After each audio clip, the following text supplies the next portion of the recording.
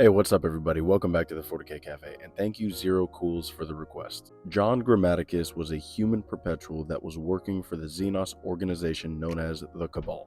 I know I've talked about them before, but the Cabal are a Xenos organization focused on destroying the forces of chaos via the method of wiping out humanity.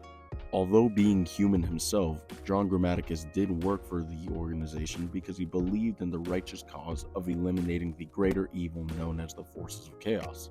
Being the immortal agent that he was, John Grammaticus would go out and complete various tasks and missions in order to push the intentions of the Cabal forward. One of these missions was to retrieve the Fulgurite Spear.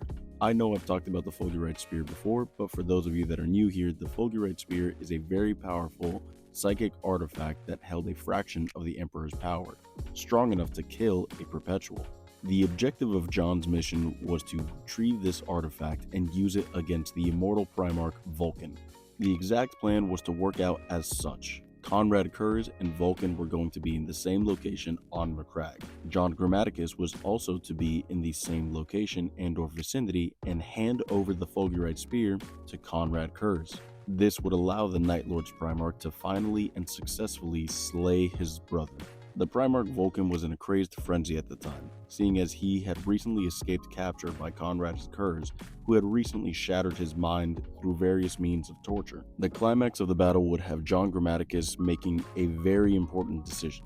He would be left in front of Vulcan and had to choose whether or not to hand the Fulgurite Spear to Conrad Kurz or use it himself. For in a last-minute decision, John Grammaticus decided to side with his own people, humanity, and believed that the Fulgurite Spear could not just kill Vulcan, but if held in the right hands, could cure him of his crazed madness. John would use the spear on the Salamander's Primarch, which in the immediate moment would have everyone believing that Vulcan had been slain. For John, on the other hand, the Fulgurite Spear was so powerful that it would actually strip him of his perpetual powers. He would be knocked out and find himself reawoken on a Cabal vessel. And it is here where he would be told that his next death would be his last. John would leave the forces of the Cabal after being convinced to join Eldrad Ulthran and Barthuza Narok with the intention of eliminating the Wordbearer's Primarch, Lorgar.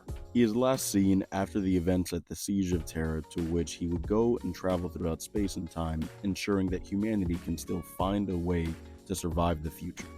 As to where his present location is now, nobody knows. But thank you, Zero Cool, for the request. I hope you all enjoyed this video. Drop a comment if there's anything you want to hear about next.